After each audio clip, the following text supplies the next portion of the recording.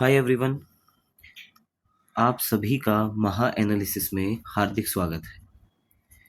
अभी तक बहुत सारी वीडियोस आप इस बारे में देख चुके होंगे और देखो, हर इंसान के अंदर एक क्यूरियोसिटी बनी रहती है कि मैंने एग्ज़ाम दिया है और अब आंसर की भी आ चुकी है, तो मैंने कैसा परफॉर्म किया, दूसरों ने कैसा परफॉर्म किया और अभी जो एक्सपेक्टेड कट ऑफ है वो क्या रहने वाली है।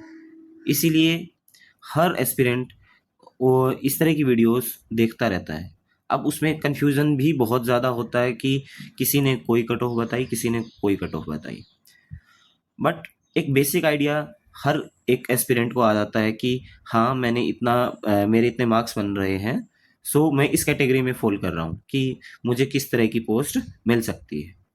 बट अभी आपको पता होगा कि कुछ न कुछ 6 से 7 दिन हो चुके हैं आंसर की को आए हुए। तब से आपकी इस कैलकुलेशन के लिए मैं लगा हुआ था, इसीलिए मैंने इसका नाम महा एनालिसिस रखा है। सभी जो आपको कट ऑफ बता रहे थे वो आपको बता रहे थे जैसे कैटेगरी वाइज, ठीक है। ज़्यादा से ज़्यादा क्या बता रहे थे? सीपीटी और नॉन सीपीटी कट ऑफ। देखो, कट ऑफ मैं क्या बताने वाला हूं अभी, मैं बताऊंगा डेफिनेटली कैटेगरी वाइज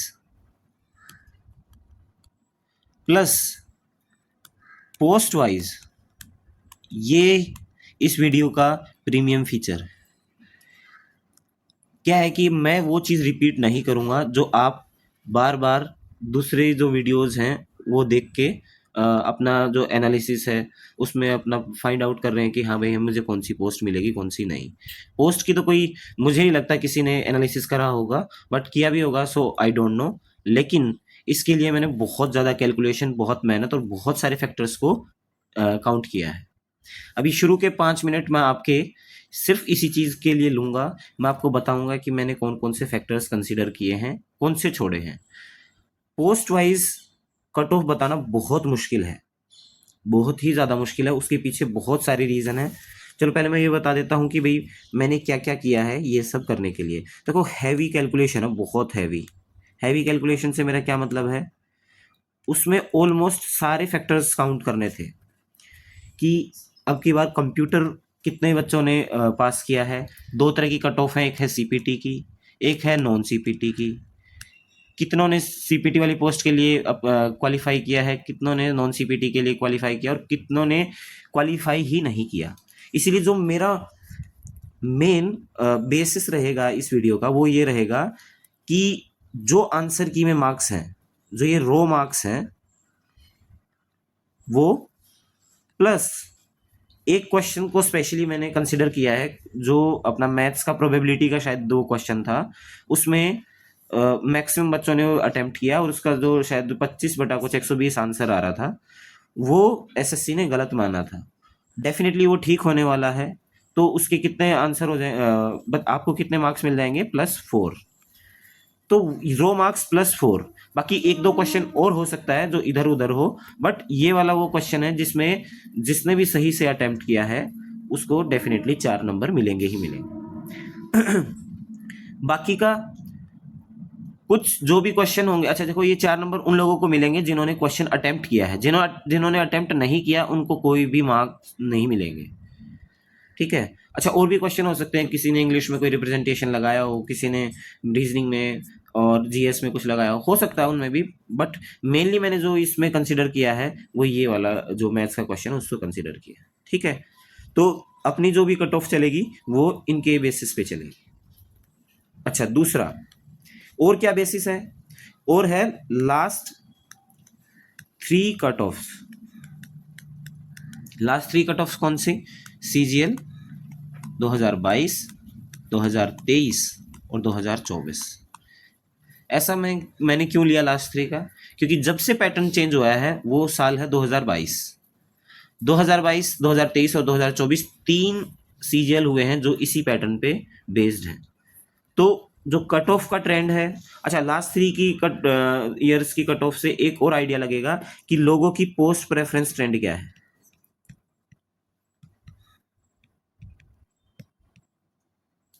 कि किसी के अच्छे मार्क्स आते हैं तो वो कौन सी पोस्ट को प्रेफर करते हैं।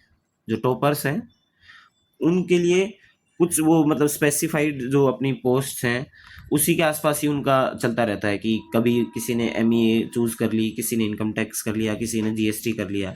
और देखो थोड़ा बहुत फर्क, जो वैकेंसीज हैं ज़्यादातर बच्चे नॉर्थ से क्वालिफाई होते हैं, तो नॉर्थ में अगर वैकेंसीज हैं किसी पर्टिकुलर पोस्ट की तो उसकी कट ऑफ ज़्यादा चली जाती है। तो बहुत सारे फैक्टर्स हैं। अच्छा, और है आपका वैकेंसीज।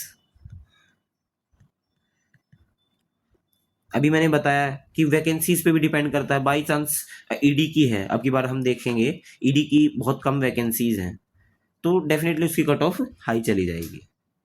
अच्छा, और है अपना एक, आपको पता होगा रैंक मित्रा है, ठीक है, उसका मैंने डाटा यूज़ किया है। मैंने मतलब ऐसे एज पर्टिकुलर डाटा यूज़ नहीं किया, बट उसको मैंने स्टडी किया है, बहुत अच्छे से स्टडी किया है। उससे मैंने ये आइडिया लगाया है कि कितने बच्चे कंप्यूटर में फेल हैं, कितने non CPT cut off clear कर रहे हैं और कितने सीपीटी की कट ऑफ क्लियर कर रहे हैं, ठीक है। और वो बच्चे भी मैंने कंसिडर किए हैं जो रैंक मित्रा ने कंसिडर नहीं किए। क्यों? देखो सारे के सारे अब 1.5 या 1.6 जितने भी बच्चों ने एग्ज़ाम में अपीयर हुए, क्या पता सारे भी नहीं हुए हों, कुछ एब्सेंट भी रहे हों, लेकिन फिर भी जो वो डाटा मिला है हमें 84,000 के अराउंड मिला है। तो क्या 100% स्टूडेंट्स ने अपना डाटा यहाँ पे रजिस्टर किया? बिल्कुल भी नहीं। तो मैंने उन बच्चों को भी मान के चला हूँ मैं कि कुछ बच्चे जो बचे हुए स्टूडेंट्स हैं उनमें से भी ऐसे हैं जिनके अच्छे मार्क्स आए हैं। तो वो मेरी एक अजम्पशन है, लेकिन उनको भी कंसिडर करना ज़रूरी था, ठीक है। तो अच्छा, एक चीज़ और कंसिडर की है कि कोई भी नो वन फेल्स इन डीईएसटी। भाई टाइपिंग वाले में कोई भी फेल नहीं हुआ, ठीक है। वो अभी हम देखेंगे कि इसमें कितनी ज़रूरत होती है, वो सारी चीज़ पहले देखेंगे, उसके बाद हम अपनी कट ऑफ पे आएंगे। एकदम से कट ऑफ पे आना बिल्कुल भी रेलेवेंट नहीं है, क्योंकि बहुत सारे आप में से ये बोलेंगे वीडियो के बाद, देखो जिनको सूट करेगी वो डेफिनेटली अप्रिशिएट करेंगे, जिनको सूट नहीं करेगी वो ये भी बोलेंगे कि नहीं ये बिल्कुल बेतुका है, ठीक, अब्सर्ड है। सो हर तरह के स्टूडेंट है, बट मैं खुद बता रहा हूँ कि ये इतनी अनसर्टेन चीज़ है जिसकी मतलब जिसको मैं ये बोलूँ कि भाई हाँ 100% ये सही हो सकती है, वो बिल्कुल भी नहीं है। क्योंकि इसमें बहुत सारे फैक्टर काम करते हैं, अगर एक भी फैक्टर या दो फैक्टर छूट गए, ठीक है, तो उसमें बहुत बड़ा चेंज आ सकता है। बाई चांस बोनस मार्क्स मिल जाते हैं तो कंप्लीट चेंज आ जाएगा, एक दो क्वेश्चन ठीक हो जाता है किसी का तो बड़ा चेंज आ जाएगा। इसीलिए मैं इसकी 100% ऑथेंटिसिटी की कोई गारंटी नहीं लेता हूँ। This is the disclaimer, okay. अच्छा, और बस ये भी है कि जो भी डाटा है उसी के बेसिस पे जो मैंने कैलकुलेशन करी है वही हमारा बेसिस है इस पे। तो बार बार मैं इस चीज़ पे इतना जोर इसलिए दे रहा हूँ कि आप इस चीज़ को, इस वीडियो को या इस एनालिसिस को ये मान के ना चलें कि हाँ 100% ये सही होगा। बाई चांस रिजल्ट आने के बाद इससे कुछ थोड़ा बहुत डिफरेंट कुछ हुआ तो आप बोलने लगो कि नहीं आपने बहुत गलत एनालिसिस किया है। ये इतना मुश्किल होता है, इसलिए हर बंदा या हर टीचर जो भी मार्केट में जो यूट्यूब पे वीडियो बनाते हैं वो पोस्ट वाइज और post wise plus category wise videos नहीं बनाते, क्योंकि इसमें दिमाग भी बहुत लगता है, बहुत कैलकुलेशन लगानी पड़ती है और फिर भी वो इतनी क्लोज बता नहीं पाते कि हाँ ये कट ऑफ पॉसिबल है। चलिए अब और बहुत ज़्यादा टाइम नहीं लूँगा, अब धीरे धीरे हम अपनी कट ऑफ की तरफ बढ़ेंगे। अच्छा, पहले सीपीटी पोस्ट देख लेते हैं कौन कौन सी है। सीपीटी पोस्ट है हमारी एएसओ इन सीएसएस, एएसओ इन एमईए, एएसओ इन एएफएचक्यू, जीएसटी इंस्पेक्टर, पीओ मतलब प्रिवेंटिव ऑफिसर, एग्जामिनर ये भी वही है अपना सीबीआईसी में, फिर असिस्टेंट इन आईएमडी, ठीक है, इंडियन मेट्रोलॉजिकल डिपार्टमेंट जो कि मिनिस्ट्री ऑफ अर्थ साइंसेस में आता है, assistant in ministry of mines, assistant in try, ठीक है, ट्राई ये अपना वो है telecom regulatory authority of India, assistant in CIC, upper division clerk in national fire services college, executive assistant in CBIC, ये भी सीबीआईसी में एग्जीक्यूटिव असिस्टेंट लेवल 6 की पोस्ट है। ये जितने भी हैं ये हमारी सारी सीपीटी पोस्ट हैं, ठीक है। अब हम देखेंगे कि भाई सीपीटी पोस्ट में टाइपिंग एरर जो अभी हमारा कंप्यूटर टाइपिंग हुआ था उसमें कितना अलाउड है। यूआर के लिए 5%, रिजर्व्ड कैटेगरीज के लिए 7% और कोई पीडब्ल्यूडी या अदर इस तरह की कैटेगरी है उसके लिए 10%, ठीक। अभी जितनी भी सीपीटी पोस्ट की ही बात चल रही है। अब पिछले साल की जो सीजीएल 2024 की सीपीटी पोस्ट की कंप्यूटर कट ऑफ डिसाइड की गई थी, वो थी हमारी यूआर की 27, ईडब्ल्यूएस ओबीसी की, यहाँ पे ओबीसी नहीं लिखा है, ईडब्ल्यूएस ओबीसी की वो है, एक सेकेंड, ओबीसी की 24, एससी एसटी की 21। ये हमने बात कही सीपीटी पोस्ट की। अब हम बात करते हैं कि डीएसटी वाली पोस्ट कौन कौन सी है। डीएसटी और सीपीटी में क्या डिफरेंस है वो भी मैं अभी बताऊंगा। DST post, TA in CBDT, tax assistant CBIC, senior secretariat assistant in MeitY, मतलब ये ministry of electronics information technology करके है, UDC in central bureau of narcotics. ये आपकी डीईएसटी वाली पोस्ट है। डाटा एंट्री करके है, कुछ टेस्ट है ये। अच्छा ये क्या है, सीपीटी के बजाय इसको हम डीएसटी लिख लेते हैं, डीएसटी है। इसमें भी सेम है, जो डीएसटी पोस्ट में कवर होता है उसमें आपका टाइपिंग वाला सब सेम है। कंप्यूटर कट ऑफ, देखो सीपीटी में और डीएसटी में अंतर सिर्फ इतना है, टाइपिंग एरर दोनों में सेम है अलाउड, लेकिन जो सीपीटी पोस्ट है उसके लिए जो कट ऑफ है वो ये है, और डीएसटी पोस्ट है उसके लिए कंप्यूटर कट ऑफ ये है, UR 18, OBC EWS 15, SC ST 12। अब तीसरे टाइप की पोस्ट बच गई जो कि है नॉन सीपीटी। उसमें ये बाकी बची पोस्ट है, लाइक आप देखेंगे ASO in CAT, ASO in election commission, ASO in DOPT, ठीक है, income tax inspector, AD, ASO in IB, ASO in MeitY, ASO in railways, inspector of post, sub inspector in CBI, CGA accountant, CGD auditor, auditor office superintendent. ये कौन सी post है, CPT और DST को छोड़कर सभी पोस्ट नॉन सीपीटी में आती है।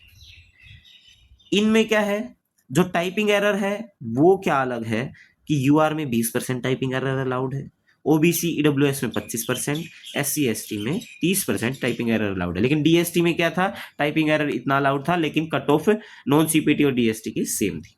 ठीक है, कंप्यूटर कट ऑफ भी ये सेम ही रहेगी जो अभी मैंने बताया। तो ये हमने बात करी कि जो एक हमें अपनी नॉलेज के लिए पता होना चाहिए ताकि आपको ये एनालिसिस समझ में आए। अब चलिए हम शुरू करते हैं आज का हमारा महा एनालिसिस। धीरे धीरे मैं चीज़ों के बारे में साथ के साथ बताता रहूँगा, उसके पीछे हो सकेगा कोई रीज़न पॉसिबल है जो मैंने ये कट ऑफ रखी है, ये कैलकुलेशन करके ये बताया कि इसकी ये कट ऑफ रहेगी, तो भी साथ के साथ मैं आपको बताता रहूँगा। सबसे पहले हम बात करते हैं एग्जामिनर की। एग्जामिनर कौन सी पोस्ट है, सीपीटी पोस्ट, अभी हमने डिस्कशन किया ऊपर। तो उसके लिए सबसे पहले आपको पता होना चाहिए कि वैकेंसीज क्या क्या है। ठीक है, यूआर की 68 वैकेंसीज हैं, उसके लिए जो आपकी कट ऑफ रह सकती है वो आपकी रहेगी 331 से 334 के बीच में, 331 to 334। ओबीसी की 13 वैकेंसी हैं, 326 से 330। ईडब्ल्यूएस की 14 वैकेंसीज के लिए 326 से 330। अगेन ओबीसी और ईडब्ल्यूएस की ऑलमोस्ट सेम रहेगी। एससी की 311 से 14 और एसटी की 307 से 310। ठीक है, ये एग्जामिनर है। एग्जामिनर बहुत सारे स्टूडेंट क्या करते हैं कि भाई हाँ हमें कोई नॉर्थ वगैरह नहीं चाहिए, क्योंकि एग्जामिनर की जो पोस्टिंग होती है वो आपकी पोर्ट सिटीज़ में होती है, लाइक कोलकाता है, विशाखापट्टनम है, चेन्नई है, मुंबई है, कहीं गोवा में है, ठीक है, आपका केरल में है, कहीं जितने भी पोर्ट सिटी हैं वहाँ पे आपकी एग्जामिनर की पोस्टिंग रहती है। तो वैकेंसी और पोस्टिंग के हिसाब से ये आपकी कट ऑफ बनती है। फिर आता है प्रिवेंटिव ऑफिसर, पीओ बोलते हैं जिसको, ये भी सीपीटी पोस्ट है, उसकी वैकेंसी है 138, लेकिन एग्जामिनर को ज़्यादा प्रेफर किया जाता है प्रिवेंटिव ऑफिसर के कंपैरिजन में। वो उसकी कट ऑफ आपकी है 329 से 332, क्योंकि यूआर की 138 वैकेंसी है, ओबीसी की 91 वैकेंसी, इस वजह से 324 से 327 जा सकती है। ईडब्ल्यूएस की 29 में 326 से 329, एससी की 75 वैकेंसीज की वजह से 309 से 312, और एसटी के लिए 20 वैकेंसी होने से आपकी कट ऑफ जा सकती है 304 से 307। ठीक है, आई होप अभी तक बिल्कुल सही चल रहा है। और पीओज और एग्जामिनर में क्या डिफरेंस है, बहुत ज़्यादा डिफरेंस है नहीं, लेकिन जो एग्जामिनर होते हैं वो जैसे पोर्ट सिटीज़ में कहीं पे भी डॉक होगा, आपका जैसे शिप है वहाँ से कंटेनर वगैरह हैं, तो उनकी चेकिंग वगैरह करने के लिए होता है। प्रिवेंटिव ऑफिसर्स का काम होता है जनरली कस्टम्स का, जो पोर्ट सिटीज होते हैं वहां पे GST inspector as a custom inspector काम नहीं करता, लेकिन जैसे दिल्ली है, पुणे है, आपका भोपाल है, जो भी इंटरनेशनल एयरपोर्ट्स हैं और अभी और भी डेवलप हो रहे हैं, वहां पे प्रिवेंटिव ऑफिसर का काम नहीं होता, वहां पे जीएसटी इंस्पेक्टर को ही कस्टम इंस्पेक्टर बना के कुछ साल के लिए, 1 साल 2 साल का उनका टेन्योर होता है, वहां पे भेज दिया जाता है, ठीक है। बट पोर्ट सिटीज में एयरपोर्ट का जो भी कस्टम का काम है वो देखा जाता है प्रिवेंटिव ऑफिसर्स के द्वारा, ठीक है।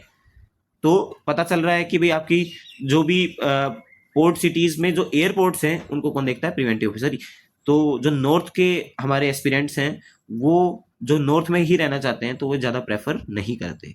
फिर आता है जीएसटी इंस्पेक्टर। आजकल जीएसटी इंस्पेक्टर मतलब ये मानो कि one of the most lovable post में से एक है। उसके पीछे अगेन यही रीज़न है कि हर बंदा अपने घर के पास रहना चाहता है, लेवल 7 की पोस्ट लेना चाहता है, और जीएसटी इंस्पेक्टर एक बहुत ही अच्छी रेप्यूटेड पोस्ट है, अच्छा डिपार्टमेंट है, इसमें बहुत सारे आपको अच्छे इंसेंटिव्स हैं, बहुत कुछ सीखने को मिलता है। तो इसलिए बंदे जीएसटी इंस्पेक्टर बहुत ज़्यादा चूज करते हैं, खासकर नॉर्थ साइड से जो भी है। तो वैकेंसी बहुत ज़्यादा नहीं थी अब की बार, और नॉर्थ साइड में इतनी ज़्यादा वैकेंसी नहीं थी, इसीलिए जो हमारी कट ऑफ है वो पीओ और एग्जामिनर के कंपैरिजन में मैंने थोड़ा कम रखी है। कुछ वैकेंसीज भी ज़्यादा है, कुछ थोड़ा नॉर्थ साइड में वैकेंसी कम है, इसीलिए। फिर ओबीसी की 269 वैकेंसीज के लिए 324 से 327, एडब्ल्यूएस 169 के लिए 326 से 329, एससी के 175 वैकेंसीज के लिए 310 से 313, और एसटी की 82 वैकेंसीज 82 वैकेंसीज के लिए 304 से 307 आपकी कट ऑफ जा सकती है, ठीक है। बिल्कुल क्लोज है ये पीओ एग्जामिनर और जीएसटी इंस्पेक्टर बिल्कुल क्लोज है। अगर आप पिछली कट ऑफ भी उठा के देखेंगे तो भी आपको आइडिया होगा कि हाँ हर साल ऐसे ही रहता है, और कुछ वैकेंसीज का भी इनमें रोल है कि उनकी कम वैकेंसीज हैं तो इस वजह से उनकी कट ऑफ जीएसटी इंस्पेक्टर से थोड़ी सी ज़्यादा चलेगी। अब बात करते हैं ईडी की। देखो ईडी भी आजकल बहुत लाइमलाइट में रहती है, इसलिए बहुत सारे बच्चों का जो एस्पिरेंट्स हैं उनके दिमाग में रहता है कि मुझे ईडी में जाना है, बहुतों के रहता है मुझे सीबीआई में जाना है। सो ईडी की अब की बार वैकेंसी बहुत कम है यूआर की। असिस्टेंट इन्फोर्समेंट ऑफिसर, ये एईओ बोलते हैं इनको, लेवल 7 की जॉब है।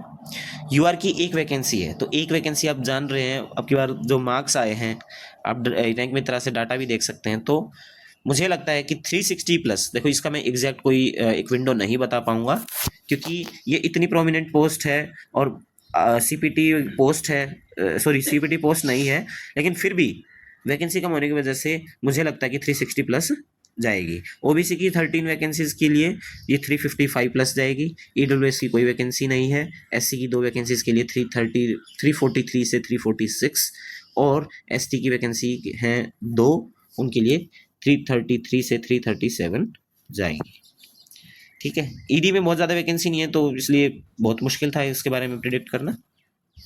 अब आते हैं दूसरी one of the most lovable post में से एक, MEA ASO in MEA, ministry of external affairs, जिनको भाई अपनी लाइफ इस तरह से बितानी है कि हाँ मैं बाहर विदेशी टूर पे ही निकला रहूँ, कभी मैं जर्मनी घूमूँ, यूएस घूमूँ, यूके, जापान, ठीक है। वो ये सोचते हैं। देखो ये कहने की बात ये है, डायरेक्ट आपको कोई बहुत अच्छा देश नहीं मिलने वाला।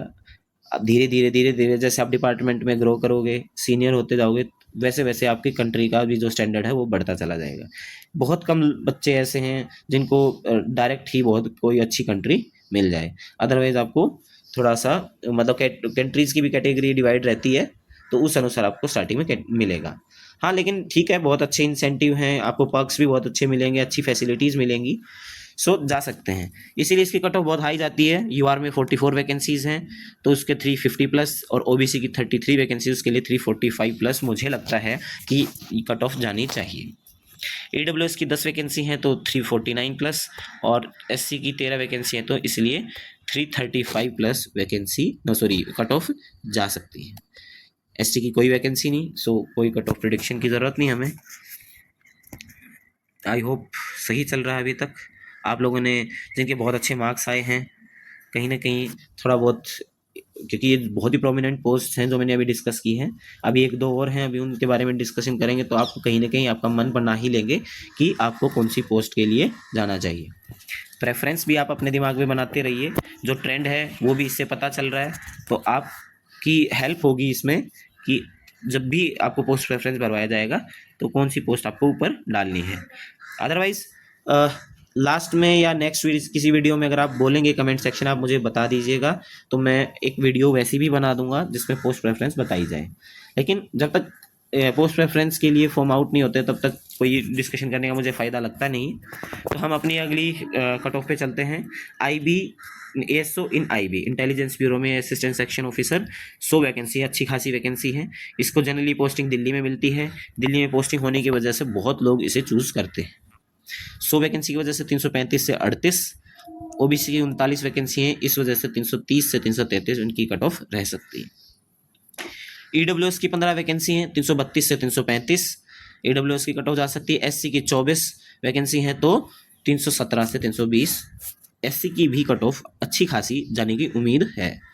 ST की भी आप कम मत समझिए, 312 से 315 कट ऑफ जा सकती है। ठीक है, बाद में बताऊंगा मैं आपको कि, या फिर मैं अभी बता देता हूँ, +-3 मान के चलिए, क्योंकि बहुत अनसर्टेन है, किसी का एक्स्ट्रा मार्क मिल गया, कुछ भी होगा तो ऊपर नीचे हो सकता है, लेकिन बहुत ज़्यादा डिफरेंस नहीं आएगा। सो आप ये बिलीव करके चलिएगा। अगली पोस्ट है हमारी सब इंस्पेक्टर इन CBI। तो शायद ये पिछले साल ये वैकेंसी नहीं आई थी, उससे पिछले साल आई डोंट नो, बट अब की बार 52 वैकेंसी है, उसके लिए इसकी 332 से 336 UR के लिए कट हो जाएगी। OBC के लिए 18 वैकेंसी में 331 से 335, 6 EWS वैकेंसी के लिए 331 से 335, SC की 12 वैकेंसी के लिए 325 से 328, ST की 5 वैकेंसी के लिए 319 से 322 आपकी कट ऑफ जा सकती है। थोड़ा बहुत मैं CBI के बारे में बता देता हूँ। इसका वर्क कल्चर जैसे ED का है, उसका ऑल इंडिया जुरिस्डिक्शन रहता है। कभी भी आपको, जैसे बाई चांस आप रेड पे गए, आपको वहाँ टाइम बिताना पड़ सकता है, रेड लंबी चली, ऐसे ही CBI का भी सिमिलर सिनेरियो है। आपका केस कहीं का भी हो सकता है, केस के अगर तार जुड़े हुए हैं, आप बाई चांस दिल्ली में पोस्टेड हैं, तार जुड़े हुए हैं तमिलनाडु से, तो आपको वहाँ भी आ जाना पड़ सकता है। इसलिए थोड़ा सा बंदे आप अगर स्टेबल लाइफ के पर्सपेक्टिव से देखें तो इसको कम प्रेफर करते हैं, इसलिए इसकी कट ऑफ में थोड़ी सी कमी आई है, रेदर देन जो भी दिल्ली बेस्ड जॉब्स हैं लेवल 7 की। ठीक है, लाइक आप IB ASO देख सकते हो, उससे इसकी मैंने थोड़ा सा कम रखी है, ये भी उसका एक रीजन है। ASO इन railways, again Delhi based job है, बहुत अच्छी जॉब है। जो जैसे और दूसरी CSS में ASO होते हैं, उनसे इसको अलग रखा गया है। तो UR की 23 वैकेंसी की अकॉर्डिंग 340 से 345 इसकी कट ऑफ जा सकती है। OBC की 14 वैकेंसी के हिसाब से 339 से 43, EWS की सिर्फ 3 वैकेंसी है, इसलिए वो मान के ही चलिए UR के इक्वल ही जाएगी, 340 से 43। SC की 4 वैकेंसी के हिसाब से 330 से 334 और ST की 4 वैकेंसी के लिए 325 से 329 कट ऑफ जाने की उम्मीद है। अब नेक्स्ट, इनकम टैक्स इंस्पेक्टर।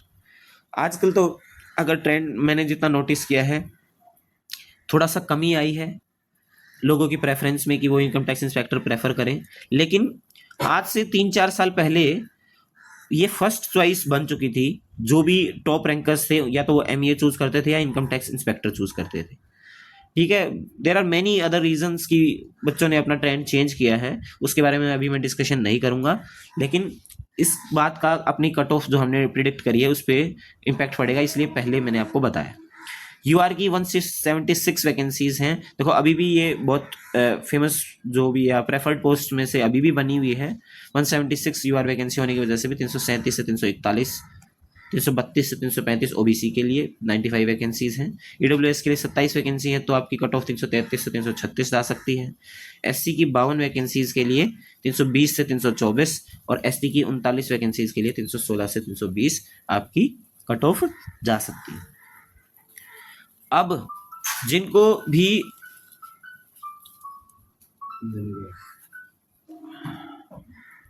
एक second please, sorry for the interruption. हम कहाँ थे कि CSS के बारे में बात कर रहे थे। ASO इन CSS ये भी one of the most preferred post में से है, क्योंकि बहुत सारे नॉर्थ इंडियन ये चाहते हैं कि मेरी कंप्लीट लाइफ स्टेबल रहे और मेरी जो भी लेवल 7 की जॉब है वो दिल्ली बेस्ड रहे, क्योंकि इसमें ट्रांसफ़र का कोई सीन नहीं है। इसलिए सिर्फ और सिर्फ वो स्टूडेंट जो पूरे लाइफ टाइम दिल्ली का अपना प्लान कर रहे हैं वो इसे चूज़ करते हैं। तो इसका बहुत इम्पैक्ट पड़ता है। तो यूआर की 273 वैकेंसीज़ के अकॉर्डिंग 334 से 38 जा सकती है। ओबीसी की 185 वैकेंसी के हिसाब से 328 से 32, और ईडब्ल्यूएस की 68 वैकेंसीज़ की वजह से 330 से 333, एससी के 104 से 104 वैकेंसीज की अकॉर्डिंग 313 से 17, एसटी की 52 वैकेंसीज के अकॉर्डिंग 303 से 306 इसकी आपकी कट ऑफ जा सकती है। अच्छा, ये खास ख्याल रखना है हमें, और ये मैंने भी ध्यान दिया है कि जो ये पोस्ट है वो सीपीटी वाली पोस्ट है, ठीक है, इसलिए इसका इतना डिफरेंस हुआ है, मतलब ये गया है, ठीक है। और फिर अब ये तो थी हमारी लेवल 7 की जॉब। लेवल 7 जॉब से रिलेटेड मैंने कट ऑफ अपनी डिसाइड की है। देखो, हो सकता है कि वीडियो बहुत लंबी हो रही हो, बोरिंग हो रही हो, लेकिन क्या है कि सारे के सारे फैक्टर्स काउंट करना और आपको बताना बहुत ज़्यादा ज़रूरी है, इसलिए मैं आपको ये सारी चीज़ें बता रहा हूँ।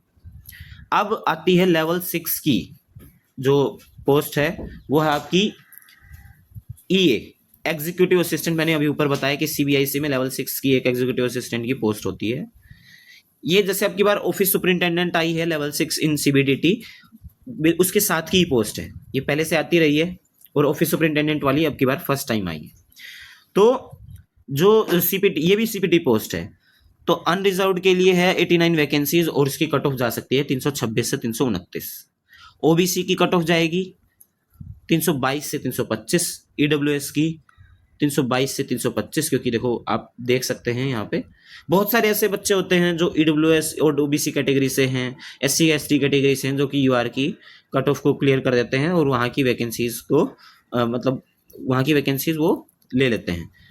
फिर इस वजह से यूआर से उनकी कट ऑफ डाउन ही जाती है। एससी की जो कट ऑफ जा सकती है 305 से 308, एसटी की 297 से 300, ठीक है।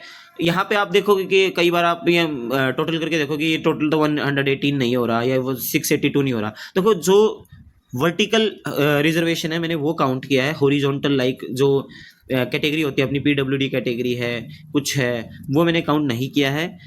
इसीलिए मुझे लगता है कि कुछ अगर इसमें डिस्क्रिपेंसी है तो उस पर प्लीज़ ध्यान ना दें।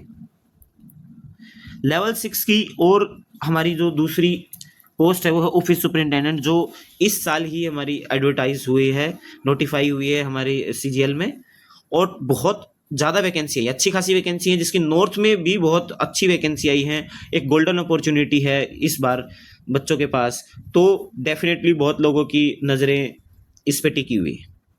चलो, ये बहुत ही इंपॉर्टेंट पोस्ट है, इसको हम सबसे लास्ट में इसके डिस्कशन करेंगे। उससे पहले हम देख लेते हैं लेवल 5 की हमारी ऑडिटर इन सीजीडीए, ठीक है। उसकी 477 वैकेंसी है, तो उसकी कट ऑफ जा सकती है 320 से 324। देख रहे हैं आप, धीरे धीरे जैसे जैसे लेवल नीचे आ रहा है वैसे वैसे कट ऑफ भी डाउन जा रही है। ओबीसी की 316 वैकेंसी है, तो 315 से 319 कट ऑफ जा सकती है। ईडब्ल्यूएस की आपकी 316 से 319, एससी की 301 से 304, और एसटी की आपकी 290 से 294 भी आपकी कट ऑफ जा सकती है। अच्छा, जो हमारे फौजी भाई बंधु हैं वो भी हमारे एग्जाम में बैठे हैं, और वो एलिजिबल सिर्फ और सिर्फ ग्रुप सी की पोस्ट्स के लिए। ग्रुप सी की पोस्ट लेवल 5 या उससे नीचे वाली पोस्ट सारी ग्रुप सी की पोस्ट होती हैं। तो जो ऑडिटर है वो भी ग्रुप सी की है, उसके लिए ईएसएम एलिजिबल हैं, उनकी 117 वैकेंसीज हैं, और मैंने प्रेडिक्ट किया है कि उनकी जो कट ऑफ जा सकती है वो 262 से 267 वो आपकी कट ऑफ जा सकती है। फिर आती है लेवल 4। लेवल 4 में हमारी जो बहुत सारी वैकेंसीज हैं, लेकिन मेनली मैंने जो कंसीडर किए हैं वो हैं आपके टीए इन सीबीआईसी और टीए इन सीबीडीटी, ठीक है। टीए इन सीबीआईसी उसके लिए डीएसटी चाहिए और सीबीडीटी के लिए भी डीएसटी चाहिए। अब मैं पहले सीबीआईसी की बात करूंगा। यूआर की वैकेंसी है 256, उनकी कट ऑफ 312 से 315। ओबीसी की 203 है, उनकी कट ऑफ 309 से 312। ईडब्ल्यूएस की 94 है, 94, 310 से 313। एससी की 136, देखो अच्छी खासी वैकेंसी ईडब्ल्यूएस से भी ज़्यादा है, सो इस वजह से उनकी कट ऑफ में और ईडब्ल्यूएस की कट ऑफ में आपको बहुत ज़्यादा अंतर देखने को मिलेगा, 295 से 300 तक जा सकती है। एसटी की भी ठीक ठीक वैकेंसी है, तो आपकी 284 से 289 आपकी कट ऑफ जा सकती है। फिर अगेन ईएसएम उनके लिए 63 वैकेंसी हैं, तो आपकी कट ऑफ 250 से 55 रहेगी। लास्ट हमारा टैक्स असिस्टेंट इन सीबीडीटी, उसकी वैकेंसी अब की बार सीबीआईसी से ज़्यादा है, लेकिन अभी तो पता नहीं, लेकिन पहले टैक्स असिस्टेंट इन सीबीडीटी ज़्यादा प्रेफर किया जाता था रेदर देन सीबीआईसी। उसके पीछे एक मेजर रीज़न यही था कि भाई टैक्स असिस्टेंट बनने के 3 साल बाद या 5 साल के बाद बंदा सीनियर टैक्स असिस्टेंट बनता था और उसके 3 साल बाद इंस्पेक्टर बन जाया करता, तो बहुत जल्दी प्रमोशंस थे।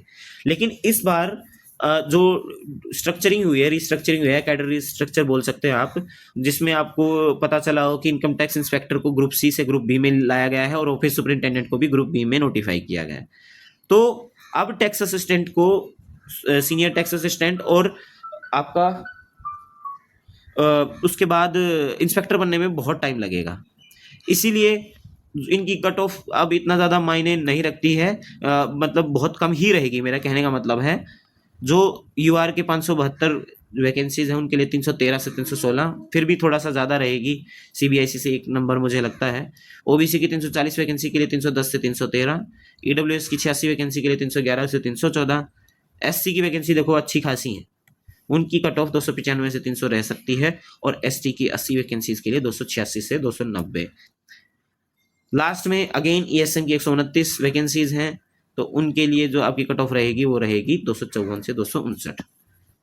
क्या है कि जो हमारे फौजी हैं उनके जो रिटायर्ड फौजी हैं, या फिर आप बोल सकते हो जो रिटायर हो चुके हैं, वो भी मतलब काफ़ी अच्छी मेहनत करके एग्जाम में बैठते हैं, उनमें भी काफ़ी अच्छा कंपटीशन रहता है। अगर आपको देख के ऐसा लग रहा हो कि कट ऑफ डाउन गई है, बल्कि ये तो बहुत हाई कट ऑफ है, पहले बहुत कम रहती थी, लेकिन कंपटीशन उनमें भी इतना ज़्यादा बढ़ गया है कि उनकी कट ऑफ भी एसटी कैटेगरी के जो यंग स्टूडेंट्स हैं उनको मतलब उनके आसपास ही है। ठीक है, तो इसको ऐसे कम मत मानिए, ये बहुत ज़्यादा है या हाई कट ऑफ है। लास्ट में हमारी जो बात होगी वो होगी ओवरऑल, लेकिन उससे पहले हम देखते हैं कि हमारी ऑफिस सुपरिटेंडेंट की जो वैकेंसीज हैं उनके अकॉर्डिंग क्या कट ऑफ जा सकती है। सो चलिए देखते हैं। यूआर की जो वैकेंसी है 2766, और इसमें maximum vacancies like Chandigarh, Delhi, Lucknow, Jaipur, ये जोन्स हैं उनमें रही हैं या हैं। तो उनके अकॉर्डिंग भाई मैं जितनी कैलकुलेशन कर पाया 317 से 322 मुझे लगता है कि कट ऑफ जानी चाहिए। आप बहुत सारे स्टूडेंट ये बोलेंगे कि ये तो बहुत कम कट ऑफ है, जिस हिसाब से उसका लेवल है या जिस हिसाब से नॉर्थ में वैकेंसीज हैं उसके अकॉर्डिंग तो इसकी कट ऑफ ज़्यादा जानी चाहिए थी। देखो मुझे भी यही लग रहा था, लेकिन इसके पीछे 2 फैक्टर है। एक तो डेफिनेटली भी कंप्यूटर में आपको मिनिमम 18 मार्क्स लेके ही आने हैं अकॉर्डिंग टू यूआर, एक तो वो फैक्टर, और दूसरा सारी की सारी वैकेंसी नॉर्थ में थोड़ी ना है। कुछ स्टूडेंट इतना भी दिमाग लगाएंगे कि उनका इतना अच्छा रैंक नहीं है तो वो इसमें रिस्क नहीं लेंगे, वो वहां रिस्क लेंगे जहां पे उनको लगता होगा कि नॉर्थ में उनको पोस्ट मिल सकती है, भले वो लेवल 5 की हो या लेवल 6 की हो। और भी है, देखो बहुत सारी पोस्ट, मैंने कुछ ही पर्टिकुलर पोस्ट कवर की हैं, तो वो वहां पे अपना मतलब उसको प्रेफरेंस ज़्यादा देंगे। इस वजह से कट ऑफ धीरे धीरे करके डाउन आके जो लास्ट है वो अपना 317 से 322, देखो +-3 में ऑलरेडी आपको बोल चुका हूं कि आप मान के चलिए इसमें। ऐसे ही ओबीसी की 1822 अच्छी खासी वैकेंसी हैं, तो उनके लिए 311 से 314, और ईडब्ल्यूएस की 657 वैकेंसीज के लिए 313 से 318, एससी की 1012 वैकेंसी, बहुत ज़्यादा वैकेंसी है, बहुत ही ज़्यादा, उनके लिए 299 से 304, और एसटी की 496 वैकेंसीज के लिए 289 से 294 तक आपकी कट ऑफ ऑफिस सुपरिंटेंडेंट की जा सकती है। हो सकता है आपके लिए शॉकिंग हो, लेकिन मुझे लगता है कि सारे फैक्टर्स को काउंट करने के बाद ये बिल्कुल सही है। और अब की बार जो मैक्सिमम वैकेंसीज हैं वो ऑफिस सुपरिंटेंडेंट की हैं, और बहुत लोगों ने इसी को ध्यान में रख के अब की बार का एग्ज़ाम दिया है। सो आई होप आपको ओवरऑल जितनी भी मैंने यहाँ पे 15 पोस्ट ली हैं उनकी जो कट ऑफ बताई है वो सही लगी होगी, और फिर भी आप अपने अकॉर्डिंग कैलकुलेशन करना चाहें तो आप कर सकते हैं, आपको पता लगेगा कि आपकी भी कट ऑफ यहीं पे फॉल करती है जो भी मैंने बताई। अब ओवरऑल बात करते हैं। टोटल जो वैकेंसीज हैं वो हमारी 14,582 वैकेंसी हैं, ठीक है। इसमें और अदर वैकेंसी वगैरह मैंने आपको बताया, लेकिन जो यूआर की वैकेंसी है 6,183, उनके लिए सीपीटी वाले नॉन सीपीटी की बात करते हैं। चलो, नॉन सीपीटी की कट ऑफ क्या जा सकती है? 312 से 316। ओबीसी की आप वैकेंसी देख लें, उनकी कट ऑफ जा सकती है 309 से 13। ईडब्ल्यूएस की आपकी जा सकती है 310 से 314। एससी की जो कट ऑफ जाएगी वो 294 से 299। एसटी की 1088 वैकेंसी के लिए 283 से 288 तक आपकी नॉन सीपीटी, मतलब नॉन सीपीटी वो पोस्ट की बात कर रहा हूँ जो सीपीटी की पोस्ट को छोड़ के सारी लेवल 4, लेवल 5, लेवल 6 वहां तक की मेन जो लिस्ट जाएगी वो तो डेफिनेटली लेवल 4 की ही किसी पोस्ट के लिए जाएगी, ठीक है, वो है। अब सीपीटी की हमने कुछ ही पर्टिकुलर पोस्ट देखी है, तो यूआर की जो आपकी कट ऑफ जा सकती है वो है 322 से 327। ओबीसी की देखो, सीपीटी पोस्ट में आप ये मत मान के चलिए कि भी लेवल 7 ही होता है, नहीं। अभी हमने डिस्कशन किया सीपीटी पोस्ट में एग्जीक्यूटिव असिस्टेंट इन सीबीआईसी वो भी आता है, सो उसको भी ध्यान में रखिएगा। ओबीसी के लिए आपकी 318 से 323, ईडब्ल्यूएस के लिए आपकी 319 से 324, एससी के लिए आपकी 305 से 308 और एसटी के लिए आपकी 297 से 300 आपकी कट ऑफ जा सकती है।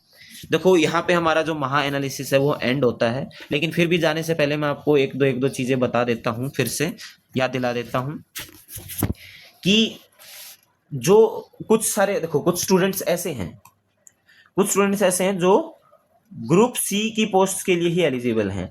यूआर में जो 30+ हैं वो, या फिर किसी ने जो प्री एग्जाम क्लियर किया है तो उसने अपनी रिस्पेक्टिव कैटेगरी सपोज, अभी मेरे को प्री की कट ऑफ याद नहीं है, लेकिन मैं वैसे एग्जांपल ले रहा हूं कि ओबीसी की कट ऑफ आप मान के चलिए आपकी 135 चली गई फॉर एग्जांपल, और किसी ने एग्जाम क्लियर किया उसके मार्क्स आए 136 और यूआर की कट ऑफ है 139, तो वो उसने अपनी रिस्पेक्टिव कैटेगरी में ही एग्जाम क्लियर किया है। तो बाद में जब वो एग्जाम देगा तो उसको उसकी रिस्पेक्टिव कैटेगरी में ही काउंट किया जाएगा अकॉर्डिंग टू मी, ठीक है।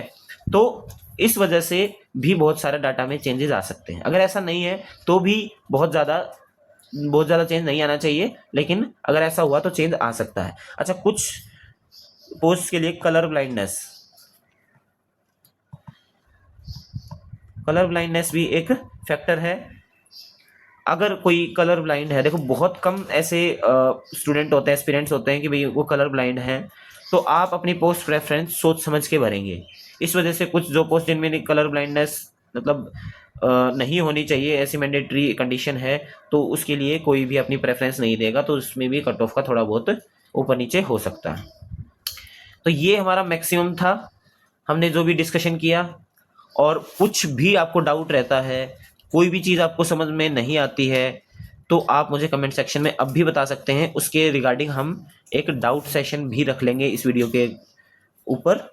क्या रखेंगे हम? एक डाउट डिस्कशन बोल सकते हैं आप, डाउट डिस्कशन रखेंगे, जिससे मैं आपके इस वीडियो से अराइज हो रखे जो भी डाउट्स हैं वो मैं क्लियर करूँगा। और ऐसा नहीं है कि भाई मैं इतना परफेक्ट हूँ कि मेरे से कोई गलती ना हो, मेरे से कोई गलती भी हो सकती है, कोई एक आधा इंपॉर्टेंट फैक्टर है वो भी छूट सकता है, तो भी आप मुझे बता सकते हैं, ठीक है। Comment section is open to all and this is the end of this video Maha analysis.